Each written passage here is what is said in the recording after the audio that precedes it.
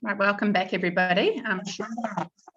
Short morning tea break. So moving on then to our next item, which is a report, the Civil Defence Emergency Management Quarterly Report. David Symes, I see you there on the screen. Hi, David. Nice to see you. Hi, everyone. Thank you, Madam Chair. Morning, councillors. So, fairly quick this morning. The most topical thing of, I guess, our quarterly report is the trifecta program, and I do note that we've got a workshop this afternoon with regards to that. So I won't go into that in any great detail, but obviously that came at us late last year around, I guess, a government initiative to review this. So quite late in the piece, and I guess some time pressure around completing submission with regards to that. So hence the workshop this afternoon with regard to that, and to look at the change in legislation, emergency management plan, and the disaster resilience strategy. Aside from that, at a national level, so there's the Rma Science strategy, which is a project, a framework around science engagement. So certainly at a local level, that's welcome. So that's about giving us access to key science or key findings that would affect our, I guess, strategic leadership, and also, our best practice, our management. And it just gives that assurance that we're, I guess, the systems and processes that we're working under are fit for purpose and are based on the best science available. So that's a key strategy coming out at a national level, which would be welcomed.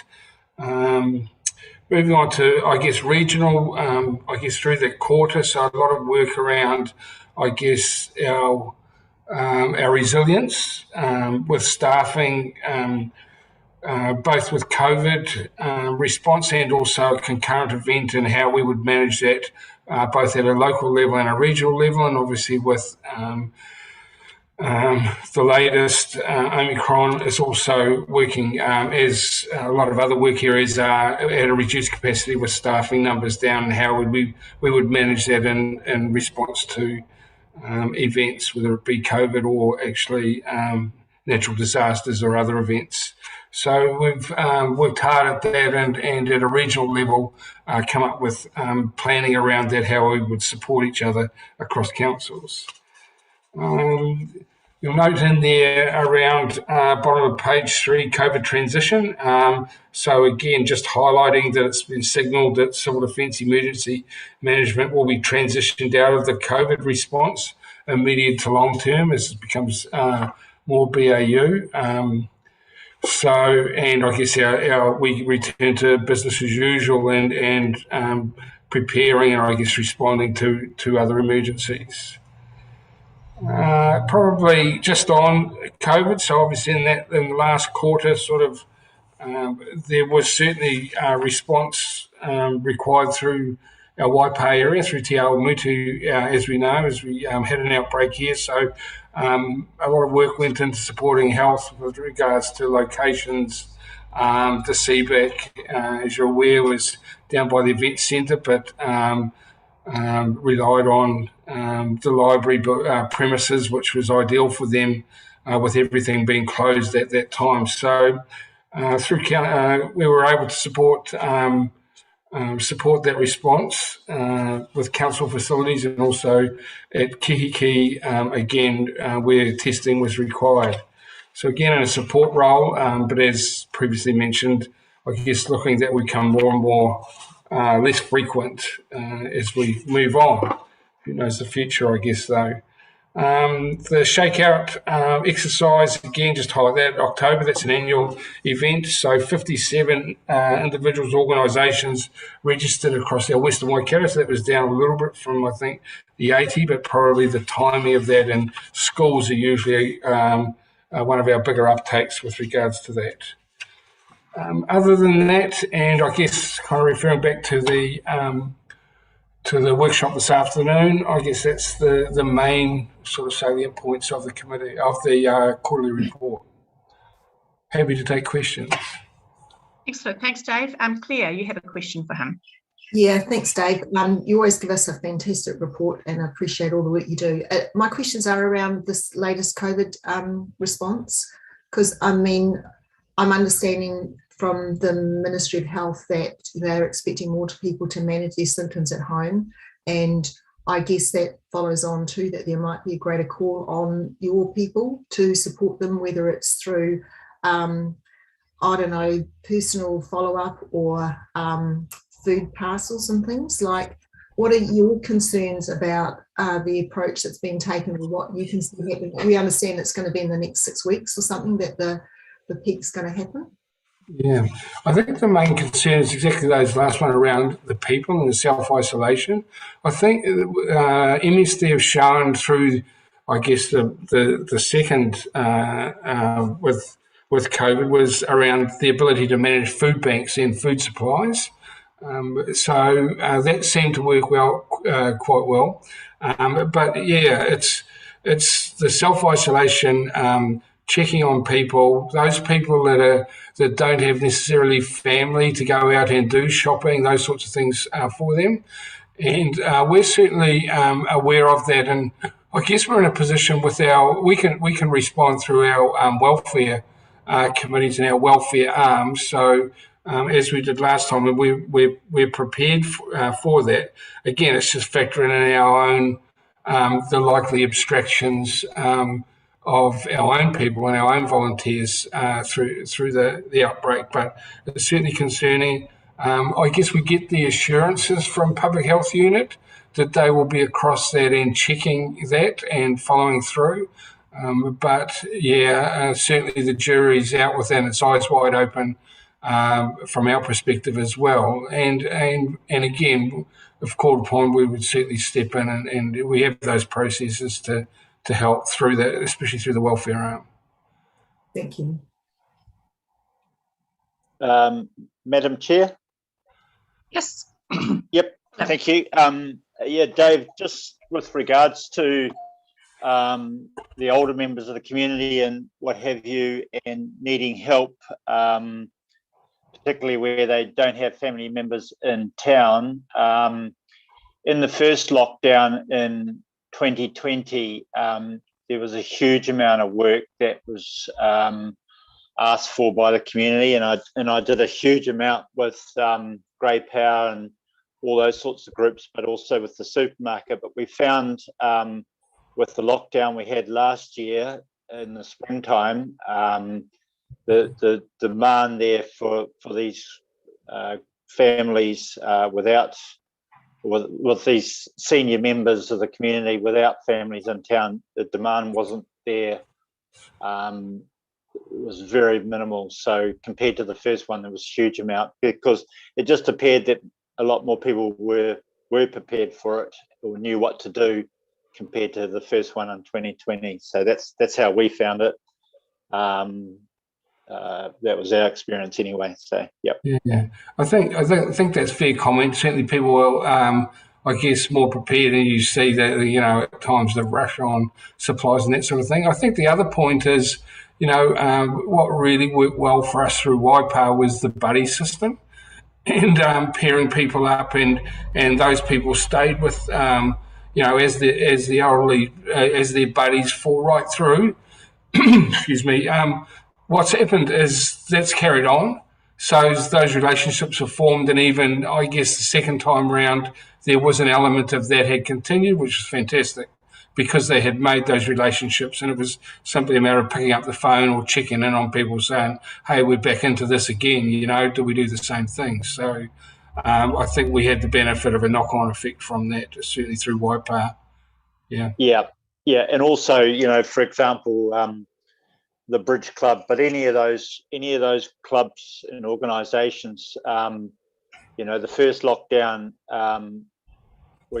they utilised their database and had people, people weren't, it was all new to everybody in the first lockdown, and but they didn't, by ringing them all up and saying, have you spoken to their databases? I knew some of them personally because my wife plays bridge, but there was senior sits and all those sorts of things, using their database to buddy people up over and above what you guys were doing as well. And then the other thing is the retirement homes. You know, they've obviously got their network or their support too, but they needed a lot of, and I did a lot with New World with deliveries to individuals, but also rest homes. But this time around, or in the spring, the second one, everyone seemed a lot more organised anyway. So, yeah.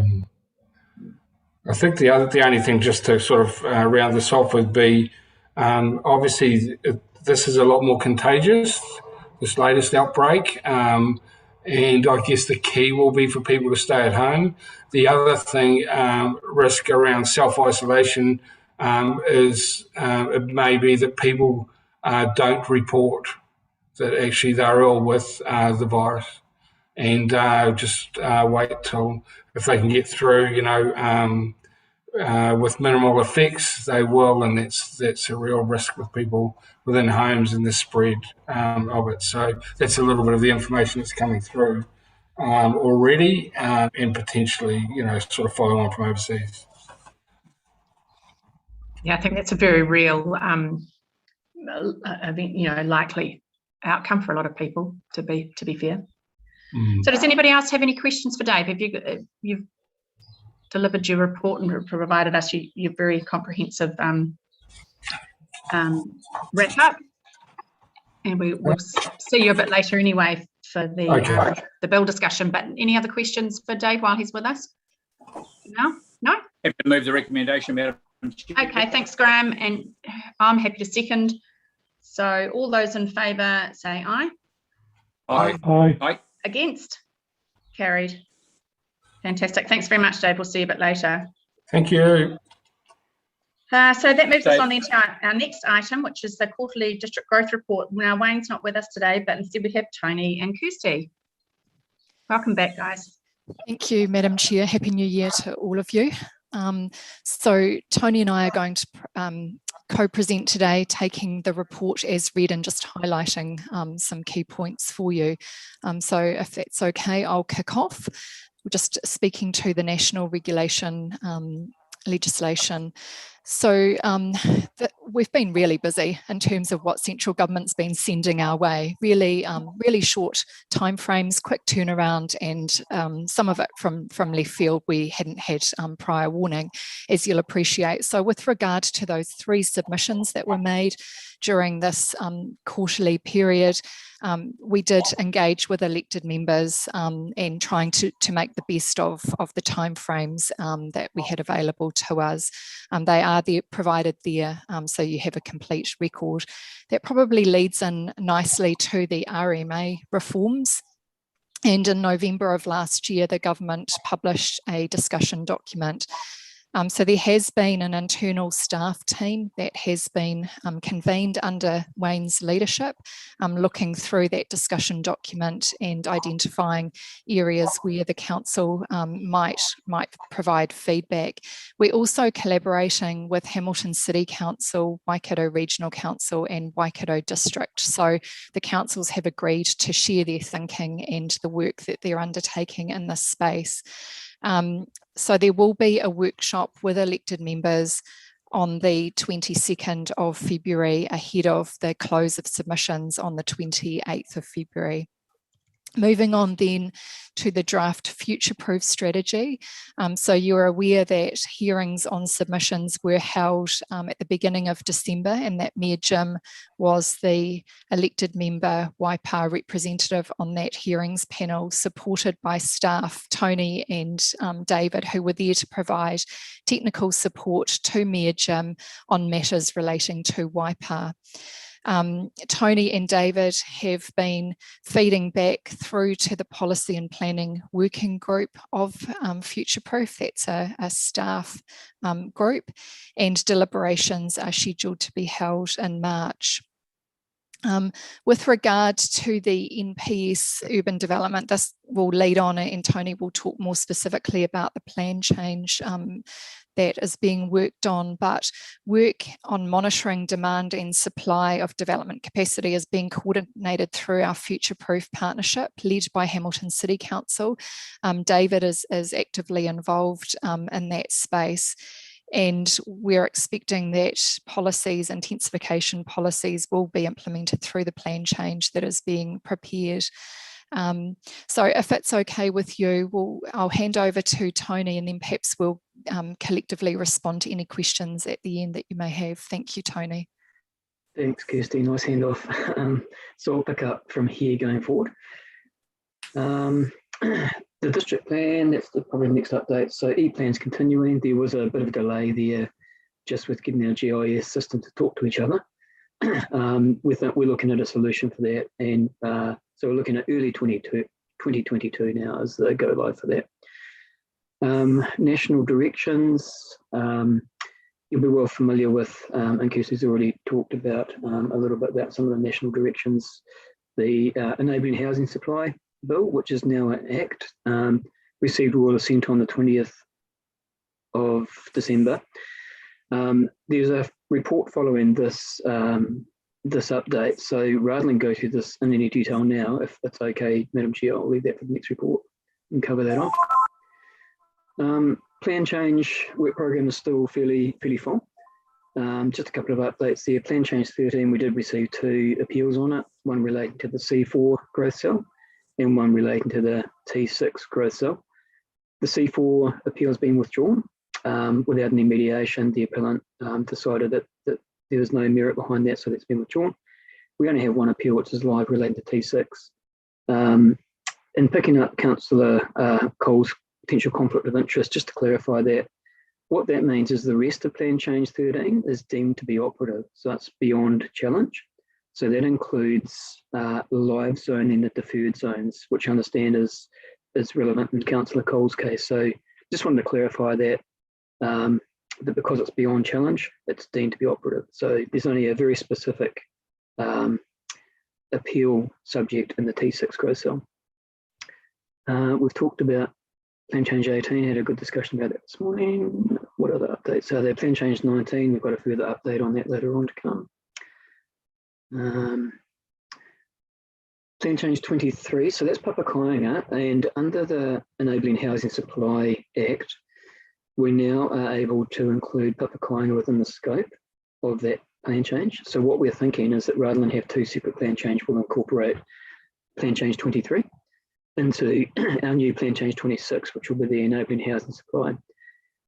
The Act's name for that is Intensification Planning Instruments, so they've got a generic title for all those plan changes across the country, but we schedule it in as our Plan Change 26.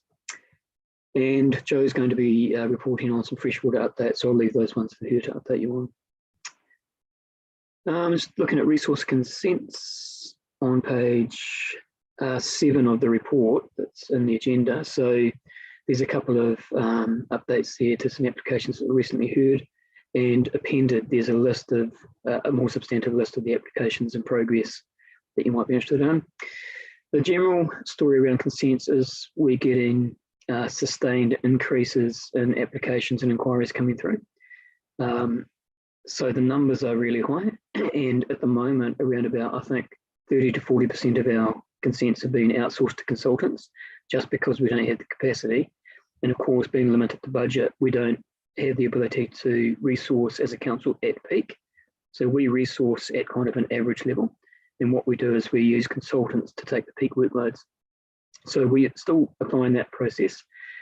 But unfortunately, we've had to continue to extend our statutory timeframes. So we're allowed to double that under the RMA. That continues so that we can get through the work. And what we're seeing now is that before Christmas, we were pretty much inundated. So we have had consents that have gone over our statutory timeframes, even with the doubling. What that means is that where they go with the statutory timeframe, we have to offer a refund to the applicants. And I think to date, there's about $4,000 is the quantum in refunds that we've offered back. So that's written into the RMA. We avoid it as far as we can, but it's just, you know, unprecedented has been an overused word, but it really is for this instance unprecedented. And it's a combination of I think the national direction, developers wanting to take advantage of that, growth cells being opened up, so some developers wanting to move on those. And I don't think COVID's had too much of an impact on this, other than there just seems to be a groundswell of applications coming through. LIMS, similarly, we're getting sustained and increasing queries through LIMS.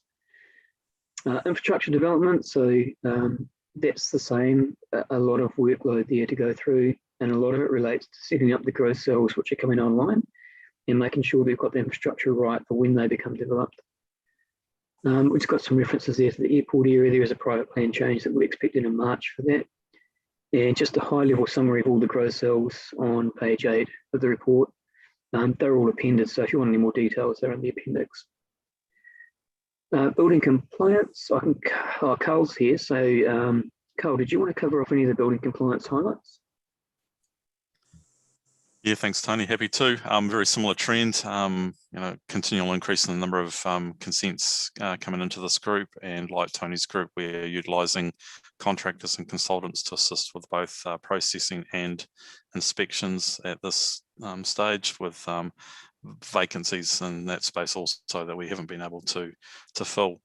So quite a lot of work, and there's a summary of some of the bigger consents that have come through in the last quarter. So the 1907 Cambridge Road commercial development, additions to St Peter's School, Peak Road, Tamahiri office and warehousing, more development in Hautapu Road area with office and warehouse mix.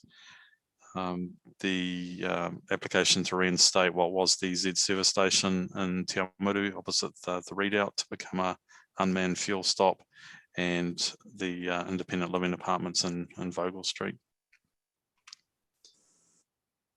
Happy to carry on to the next section if it's right, Madam Chair. Yeah, you can cover that. Go for it, Carl. So Carl, monitoring. Can I just ask, is there anything come by the council in terms of the southern links? Why I ask is I know that NZTA are reconsidering that, and I just wondered if anything is coming through from them at the moment, or yeah. Not in my space. Anything that you've seen, Tony? Sorry, I was on mute. So that's playing out in the airport plan change. So there's a lot of pre-application discussions that have been held there, and also it played out a little bit in the future-proof growth strategy. So our understanding is that NZTA have been, I don't know, a little bit standoffish or non-committal in terms of Southern Links. So it's really hard to read their level of commitment as an agency and government's level of commitment to Southern Links. Thank you. Thank you. Could I come in with a question as well, please? Roger, and then Claire.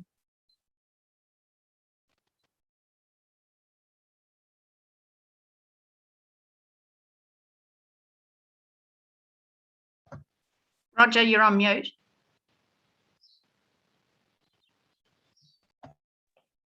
I'm not now. Can you hear me all right? It's direct to Kirsty with regards to future-proof. From what we've read, most of the submissions ask for additions in terms of identified growth areas. But one of the things that were in there were the tools for managing urban intensification, and the requirement for us on both green and brownfield greenfield new areas to increase the density of views per hectare. Is that still likely to go through? So we'd be looking at a suggested density of 20 to 25 in new greenfield urban areas, which I'm assuming will include C1, parts of C2, parts of C3. Through you, Madam Chair, I'm probably going to defer to David or Tony, who have attended the hearings and have been working, as I mentioned earlier, through that working group. Not to pass the buck, guys, but I think you are better versed, and I also understand that there are a number of things up in the air in terms of further work that is required to be undertaken. So perhaps, David, is that something that you were able to respond to? Thank you, Madam Chair, through you. Yeah, I think it's a bit premature to say what's what. Tony's got a plan change, which we'll be looking at that housing intensification, and so really this will be channeled through that and giving effect to the Amendment Act to the RMA, which requires us as a high growth council to include provisions for housing intensification throughout our residential areas. But it's something we've still got to get to grips with through that plan change. It's a game and play, I would say. So a bit premature to say exactly where it's going to land. Okay. Yeah, David's exactly right. So the medium density residential standards is a requirement, but we still to determine where and what that looks like. So exactly right. Thanks, David. Good, thanks. Claire, did you have a question there? Yes, I did. Probably of Tony. It's one of the major resource consents that's been there for ages. On page 38 of your report, it's the Waikohoa Road one by the New Zealand Rural Property Trust. It's been on hold pending information from the applicant for absolutely months. And I know that Te Pahu locals have been quite upset about this burning of regenerating native bush and what's going to be done about it. And I just wonder, is there any, has the applicant just got as long as it takes to give them the information? Are there limits, that are being imposed on them? Yeah, Yeah. Thank you. Happy to share what I know on that one. So that related to the unlawful spraying of a significant natural area. Well, it would have been about probably 3 or 4 years ago now. Yeah. It's multi-jurisdictional, so it was a discharge to air, which was permitted under the regional rules, I understand, but because it was an SNA, then it wasn't permitted under our land use rules. So to answer the question, we've been waiting on the applicant. They've been promising that they'll come back to us with further information response. I do feel it's a very timely question. I have raised with the team whether they're delaying tactics on behalf of the applicant. And it's a really interesting one. So we've been asked to consider a resource consent for retrospective clearance.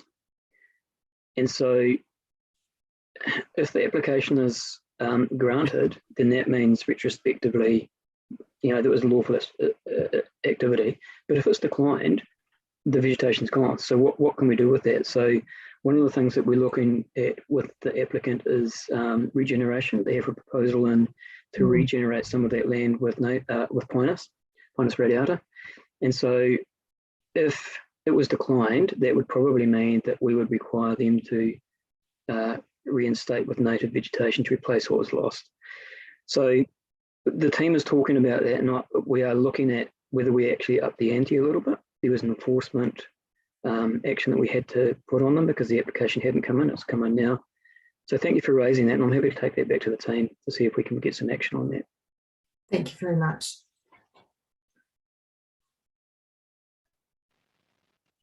So where were we at? Tony, were you still going? Carl, did you want to cover off any of the monitoring? Yep, I'll just continue through monitoring and enforcement just quickly. So some of the highlights there, and I think in terms of the discussion around the animal bylaw this morning, some of the figures there. So 120 complaints, of which approximately 95 related to parking and littering. So that gives you an idea of the other complaints that fit into that space, some of which would relate to animals. 4 littering ones, they're significant in the sense that we were actually able to identify offenders and issue infringement notices there, which is good work by the team to do that. And we had a period of time where we were essentially back to normal with parking notices. That's possibly changed again under the move to red light. Animal control, a fairly consistent month in terms of numbers and the types of jobs coming into that team. Again, probably the notable thing here is 2 attacks that have been deemed to be on the more serious end of the scale.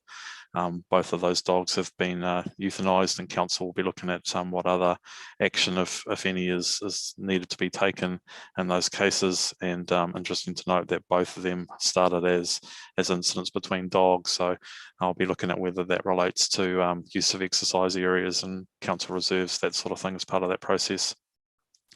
Very good progress in terms of chasing up dog registrations, despite limitations on actually going and visiting people, and impounding numbers down, if anything, overall. Environmental health, again, nothing too of the ordinary there. We are still dealing with a number of premises that have either reduced their trading or stopped trading due to COVID-related matters, or have simply not renewed or paid fees. So that accounts for most of the changes there in terms of the number of premises that we're dealing with, rather than premises disappearing. There was the alcohol license decision in relation to the Blue Drop store in Victoria Street in Cambridge that most of you will be familiar with, and the team are just highlighting there are a couple of other new licenses that were granted and a couple of others that are on the way. So the Ahalpo drink station has a preliminary hearing in a couple of weeks' time, looking at the status of the public objectives that have come in for that one, with 2 hearing days allocated later in the month. Noise control, considering it was the Christmas period, stats there again fairly consistent on previous years, and as well as 1 stereo being seized. It's not noted here, but I'll update it. There are also 2 infringement notices issued for $500 each for people that failed to comply with directions to stop noise where police weren't available to issue seizures. And just noting there, we're looking at the local alcohol policy review, which will be due at some stage this year. Madam Chair, may I talk? Yeah, Phil. Yep, thank you. Cal, thanks for that. Just a quick bit of feedback on 2 items. Car parking, specifically in Cambridge, which is one I'm familiar with, from business owners, that there's been very little complaints about that in recent months since we've had new enforcement officers. That's been great. And also the dumping of rubbish on busy intersections like Mangakara Road and Hydro Road, with those big new signage around the place. They've really worked. So you guys have done it. That really has worked, and the neighbourhoods are really happy with the outcome there. So well done there. Yep, thank you. Thank you, appreciate that. I'll pass it on to the teams. Madam Chair, can I talk to Carl for a minute? Yeah, go ahead. Had some queries. The controlling officer that's doing the ticketing, can somebody enlighten me on his patch? Is it just the CBDs? Is it ticketing around private functions after hours? We need to know this, please. Through the chair, the 2 main drivers there are in the CBDs. It'll be the areas where time limits apply, and anywhere else where complaints are received. So those are the 2 main drivers. So in terms of the after hours event, I think you're possibly alluding to, that was in relation to complaint, and then it was one of those cases of once you find one offence, you're sort of obliged to deal with everything you find once you're there. But largely, yeah, CBD activities will be around the time limited zones. Anywhere else will be driven by complaint.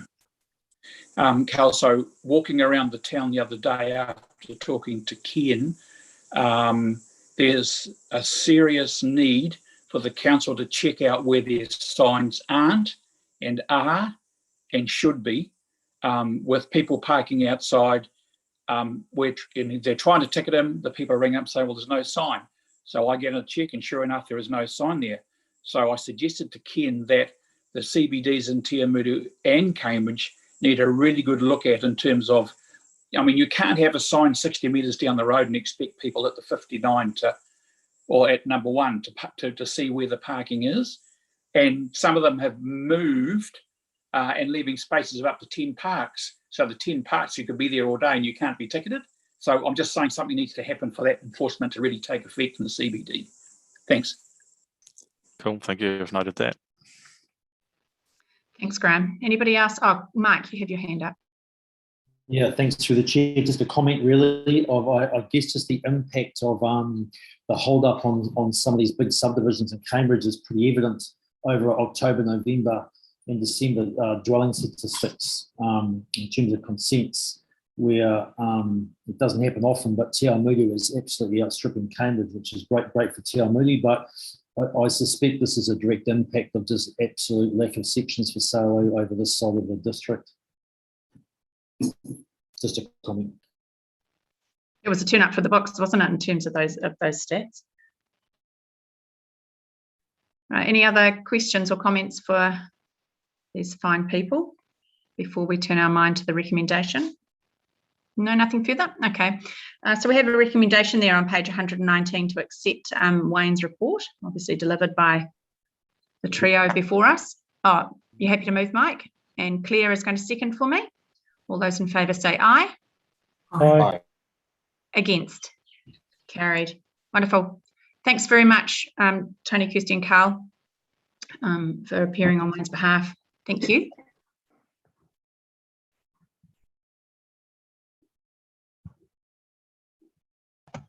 So the next one is Tony again, obviously, the Enabling Housing Supply Act, YPAR implementation plan, something I think I can safely say we're all really quite curious about and interested in. So Tony, take it away again. Thank you, Madam Chair. We've reported on this a number of times just around the background to it. So the purpose of this report is twofold. One is to, I guess, introduce you to some of the thinking around shaping up what this plan change might look like. So there's a number of decisions that will need to be made around that. So this is an introductory report in that sense, but also this plan change is unfunded and not budgeted. So we are asking for some budget, and that's one of the recommendations that's come through as well. So if we just hit the high points, I guess, again on page 2 of the report, the Act has come out and it has some changes from the bill. So it does specify now us as a specified council, so that's been confirmed. It clarifies that the medium density residential standards apply to all residential zones in towns greater than 5,000 people. So that's obviously Cambridge and Te Awamutu. A question came up, does that include Kihikihi? We don't quite have an answer for that yet because there's it's not a contiguous urban boundary between, or it's not a contiguous urban area between Kihikihi and Te Awamutu at the moment. T6 is the bridge between that, and that's not fully developed yet. So we're not quite sure what the answer to that is at the moment, but there'll be some more research on that we're doing. It's broadened the scope too of what we can include in the mandatory plan changes. So it now includes some things that weren't in there previously, and there's opportunity within that. Let's turn to page 3. What we tried to do, because we've got plan change 21, which we have budgeted and always anticipated doing, is we thought it'd be useful to put a table in that shows the scope of how we think the 2 different plan changes will shake down. So that's on table 1 on page 3 of the report. So the medium density residential standards, that's obviously part of plan change 26, which is the intensification plan instrument. Given effect to the NPS urban development, that's included. Papakāinga housing, as I mentioned earlier, what we think we'll do is take a separate plan change and incorporate that into the intensification plan instrument. And financial contributions, so there's an opportunity to review and strengthen those as well. Just going down that right-hand column there, urban design wasn't something that featured in the original bill, but the feedback from MFE is that they have heard the feedback, and it appears that they're now going to be requiring an urban design guideline to be included in all the plan changes, which is better than nothing, but guidelines can be a little bit difficult to implement because they are only guidelines. So we're still waiting for the legislation to come out to actually see what that means. In the final, I think they're talking about, Tony, I think they were talking the other day, one of the reports thought it was larger windows. Okay. Than what was it? Yeah, sorry. Yeah. Yeah, it might be that kind of thing, the bulk and location standards, yeah. And the last thing that's in scope is consequential amendments. So that could be quite broad in terms of what that means for our plan. Then if we look at plan change 21, so large lot zones is out of scope of the government plan change. We've got a piece of work that we will be reporting back on plan change 21 around large lot zones, whether there's scope to intensify some of those.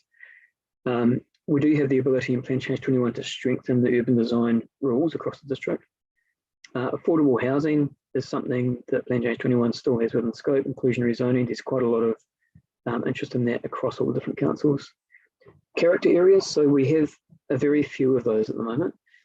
And in order to help shape up the enabling housing plan change, we're starting to think it might be a good idea to do a review of our character areas across Te Awamutu and Cambridge to see if there's any new areas that we need to include in there. And of course, consequential amendments as well. So at the moment, that's what we're thinking. Can I just ask a question there, Tony, about the character areas? Because with the those national policy statements that we're having to consider, you know, during hearings, you know, for subdivisions and land use consents, that's not one of the criteria we can rely on, you know, whether it occurs in a character area. So are you hoping that that might be a way to manage those effects, are you? Well, that could be a positive consequential outcome, but what we're thinking is with the Enabling Housing Act, we're allowed to exclude qualifying matters. And one of the qualifying matters relates to sort of character areas that are in a district plan.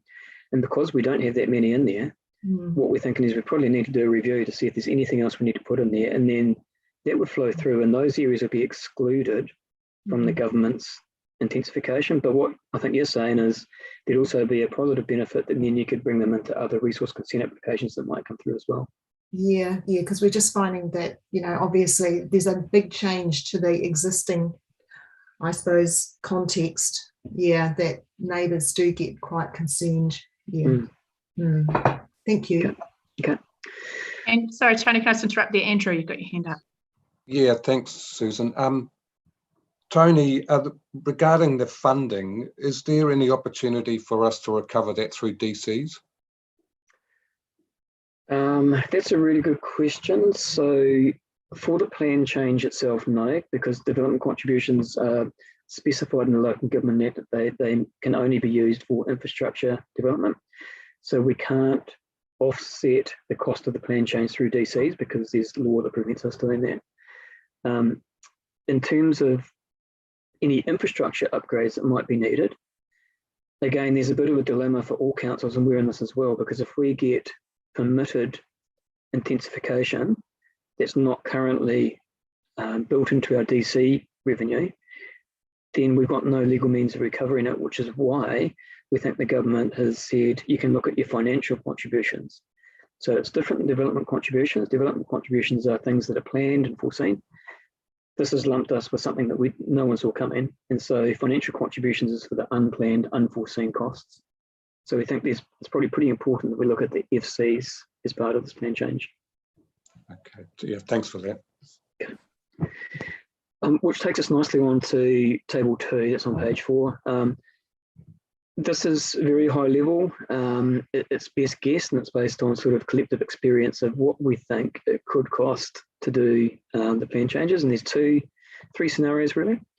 At the bottom there, if staff do only 1 and 4, so that's the scoping, the preparing, and the submissions analysis, and we get consultants to do the sort of expert components, then we're looking around about $190,000. If we ended up not having capacity, then we've still got to make some calls around that, and we needed to get consultants to do the entire thing, then we're looking at about $320,000. The third scenario is that there's a possibility of some joint work done with our future-proof partners. So that's Hamilton and Waikato District. We've already had preliminary discussions with them, and at staff level at least, and we know that at Hamilton City at political level there is a willingness to join up where we can. The areas that we think we can join up on are possible use of shared experts to input, joint public notice, and there's only small dollars involved in that. But the main substantive area that we think we could collaborate on is a joint hearing. So all councils in the country are required to appoint independent commissioners. We're not allowed to appoint councillor commissioners. And those commissioners then hear these government plan changes, which are implemented through the councils. So we think between the 3 of us, we could have a combined panel. So the thinking is 3 separate plan changes because all the plans are different and all the needs are different, but we'd potentially have 1 expert panel. We'd agree on who those experts could be. There's probably likely to be a TCANG component in there that we need to put in as well. And then those commissioners would hear all 3 plan changes separately, ideally one after another, but the timing might not quite work out. So we think there's advantages in that, not only from cost, but also from consistency. Because if we've got the same commissioners hearing the plan change across the 3 different councils, they'll be able to see across them, any consistency, for example, things like definitions or things that might come through. So that's still work in progress. And I guess one of the things I'd be keen today would be just to see if there's any political appetite to go down that track of collaborating at staff level, as I said, at Hamilton City Council elected member level, there is an interest in doing that. So I'm keen to get some feedback on that. And then the last bit, just to cover off, is the implementation. So if you go to the last page, which is page 6, there's a bit of an indicative timeline there of how we think Plan Change 21 and Plan Change 26 might track. Ideally, we do them concurrently, but that depends on our staff resources, and we've got a number of plan changes on the go, so we might have to look at how we do that. But we've got we have a deadline for Plan Change 26. We have to, under the new Act, notify that by the 20th of August this year. And of course, we've got elections in there as well, so we need to factor that in. The only other consideration, just to bring to your attention there, is Plan Change 21, all the council plan changes don't have legal effect until they've gone through the hearings and a final decision has happened. The government's changed that with the intensification plan change, so that has legal effect on the date of notification. We've already had queries from one subdivision company on behalf of a number of clients saying, we're really keen to know what the council's doing, because when you notify, we're ready to go. We've got clients who are ready to develop. And so we've got some speculative behaviour already happening out in the community. So we're trying to just cool that down a little bit, because the last thing we need is people or developers anticipating something which might be different than what we end up with. So that was a bit of a long-winded summary, but I thought it was important to take you through that. So I'm happy to answer any questions. Yeah, that was really helpful, Tony. Thank you. Marcus, you have your hand up. Yep. Yeah, I think it's really important if we can work with our neighbours and stuff and trying to reduce costs and streamline the whole resource consent issue, because that does make sense. Yeah, I agree with you, Marcus. Yeah. Anybody have any opinion they want to express on that? Liz, you got your hand up? Yeah, just want to say when I was reading that earlier, I was really pleased to see that. I think it's something that we should do more often, where possible, of course, without compromising on anything. So fully support the shared service arrangement that we're working towards. Thanks.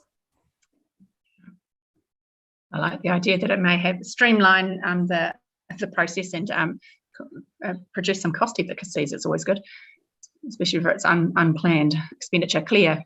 Yeah, I fully support that too. Great to see it happening. Yeah, it seems. Does anybody not hold that view? Because I'm sure Tony needs that sort of steer on whether he needs to investigate that further. No, it looks like no. We've got pretty solid support for that proposition, Tony. It makes a lot of sense. Thank you. That's really helpful. So we've got a meeting scheduled this afternoon with the staff group, so I can take that back and just confirm with them that we have elected member governance support to proceed with the collaboration component. Yeah, excellent. Yep, perfect. Yeah, fabulous. Can I just ask Tony a question regarding those developers that are ready to go as soon as notification occurs? Can you give me any hints as to what kind of developments they're talking about? Not what they're talking about, but the query that came through was, can council tell us where the excluded areas might be? Because we've got some development, this is from the survey, we've got developer clients who are strategically starting to look at where they could go. And the second part of that was, if we were to put in non-compliant applications now, how would council proceed with those? We pushed back on that a little bit. So what we said is it's too premature and council hasn't made any decisions around where these areas could or could not be. And we can cover that off a little bit further in the district plan update report that's coming up as well. And in response to the non-compliant activity query, what we said there is we'd advise caution and we'd advise against any sort of speculative non-compliant resource consents coming out at this point ahead of us putting out a plan change to identify where these areas could be. It'll run through the normal consent process if we received any of those. It's a bit interesting because we've got the legislation now that says we have to put some weight on the medium density residential standards, but what we don't have is any idea where those could be in our district. And so if we get any of those applications coming through, it'll be quite an interesting one to process. So we're trying to just ask, I guess, cool those queries down a little bit until we've got a bit more understanding of what it looks like. Thanks, Tony. Any other questions for Tony at all? No, it doesn't look like it. So we have a recommendation there on on page 2. I've just got a couple of queries more about it's slightly clumsily worded on paragraph B in terms of approving the financial component for this matter. It just seems, maybe it's me and my small brain, but it just doesn't read nicely.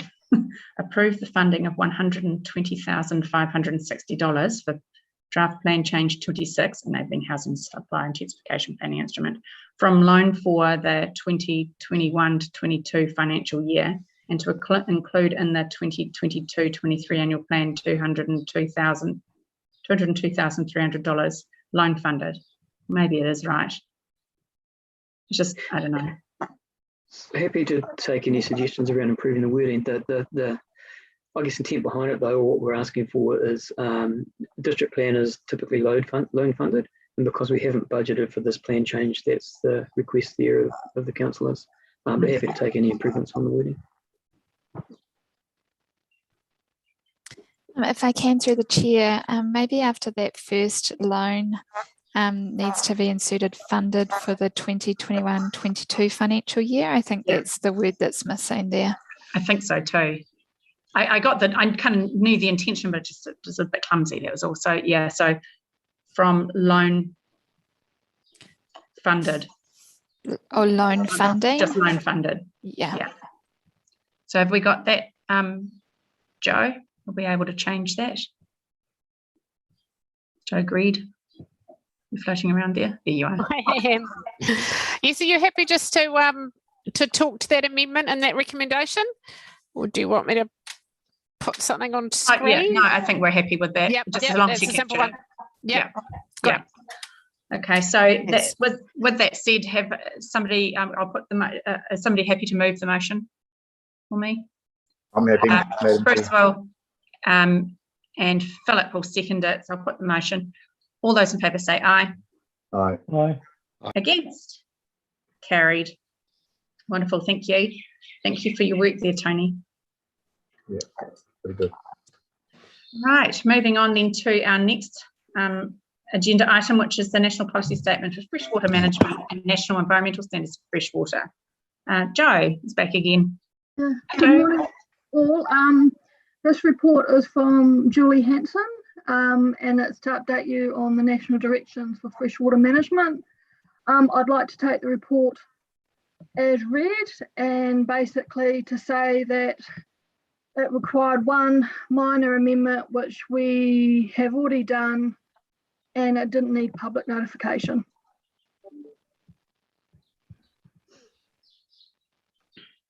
And that is simply that our district plan, we reviewed that and it was robust enough to meet the NPS directions. And for the NES, we just needed to update the reference to the NPS for freshwater to the latest date, which was 2020. Okay. So very simple, very easy, and the amendments were done prior to Christmas. Fantastic. Madam Chair. Claire. Oh, sorry. Graham and then Claire. Oh, thank you. Nothing to do with anybody, but I feel sure we're going to get nowhere on this. I'll be voting against this. In terms of operating it practically on the farm, it's absolutely stupid. The other thing has got a whole lot of gobbledygook about people's welfare and drinking water. Well, you don't want to have water that's sterile. The fish and the plants that live in the river are relying on some nutrients to come down so that they can live. All the stuff that we've got in here, we have to submit to Fonterra. I don't want Waipā to be spending ratepayers' money when this is a environment Waikato issue. We also report to them. So there's a whole lot of mechanisms there that we can't do. The insinuations here about bad practices are few and far between in terms of bad practices. And the context, to have fish passage is like, it's just over the top stuff. Forage crops, restricted intensification. What's intensification? 5,000 cows in a big barn, trucking in feed? Don't know. Synthetic fertiliser? Well, you strategically put on nitrogen fertiliser in the absolute best possible conditions to get the best uptake. All that and the amount we use is with our fertiliser company, Balance and Agri Nutrients, and so they can all be taken into account without going down this road. But I'm loath to say that I don't think it'll get any traction. They're already set in their ways, and this is what happens. But it's going to cause, and it will cause, probably 200 or 300 inspectors and a huge amount of money for farmers or those people on the land. Thank you. Yeah, it's a tough one, Graham. I have sympathies for the issues you've raised. Yeah, and I wonder about our involvement in this space. But Claire, yes, you had your hand up. Oh, yeah, something completely different. I mean, I totally respect Graham's comments, because we do have to be mindful about the impact this can have on the people who are actually working the land. But I just understand it's a national direction, and really we don't have any options. But my question to staff was, it's clear that the definition of a natural wetland isn't part now of our district plan rules. And I was just going to ask, what impact is that going to have? You know, so that's been moved out, and so that other national policies standard or statement is going to manage that. But what's going to be the practical implications for us? Because, you know, is it going to really complicate things? Oh, that's a natural wetland, or is there a difference between what might be a constructed wetland, a restored wetland, and a natural one? You know, like, can you foresee, you know, that there's going to be some implementation or other kind of decision-making complications here? At this stage, I'm just going to be honest and say to you, I've got no idea.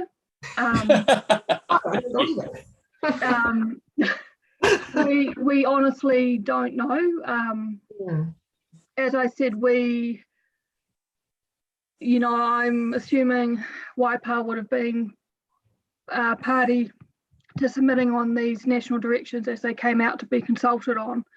It's just going to be a matter of time to see if the removal of that definition is going to create an issue for the council. Yeah. And that's not a good way to be, and I wished I had an answer, but... Yeah. No, you're right. Yeah, we should really know, shouldn't we? Yeah, okay, thanks. Because, Madam Chair, they've already staffed up, and they're talking about you can't change the natural pasture. Well, a wetland doesn't have natural pasture in it. It has rushes and it has other things, and it turns out to be a stock catcher. They go in there looking for green feed, and they've had to backtrack and realise that, you know, it's not actually in pasture. So there's a whole lot of anomalies there, and I'm hoping that Federated Farmers, and they are going to be onto it and try and get some better answers in terms of what they're doing. Thank you. Yeah, thanks, Claire and Graham. Any further discussion around Joe's report or Julie's report? I just have a clarification. Roger. As far as these recommendations are concerned, we're not being asked to approve any changes, because really it's just notification that the changes have been made. So voting for or against is not really going to make any difference. For your information only paper. Neither of the national directions had a requirement to do any public notification that we made changes. So under the NPS there were no changes, and under the NES it was a very minor change to update a date on a national policy statement. Yeah, so there's no substantive discussion. Is that actually voting against this is going to make absolutely no difference, because whatever changes have already been made. Yes. Councillor Gordon, the changes that were made was we had reference to the national policy statement for freshwater management, and I think the date was 2017. And the only change was made was 2017 got deleted and 2020 got put in its place. So that was the only change that was made to the district plan. Yeah, thank you. Good. So we've had some discussion around that, and I think as much as I have some sympathy for some of the issues raised by Councillor Webber, Councillor St Pierre was quite clear when she noted that this is really just for note. There's no discussion there. It's a directive, so then it's been done. So we have there on that on page 243 of our agenda, a recommendation to receive the report and note that those two changes have been made in respect of those national policy statements. Lou, you have your hand up. Yeah, thank you. Great to be back. I support this motion in the fact that it's all a fait accompli. And yeah, we just changed that. So I'd move the motion that we'd accept it. Okay, so Lou is moving for us. Claire, you happy to second? Okay, I'll put the motion. All those in favour say aye. Aye. Aye. Against? Graham, are you against? No, I'll leave it, thanks, at this stage. At this stage, okay. So that is passed. Carried. Fantastic. Wonderful. Thank you, Joe. Thank you. So then we have now we have a resolution to exclude the public, and that appears on page 260 of our agenda. Andrew is going to move. Bruce is going to second. All those in favour say aye. Aye. Aye.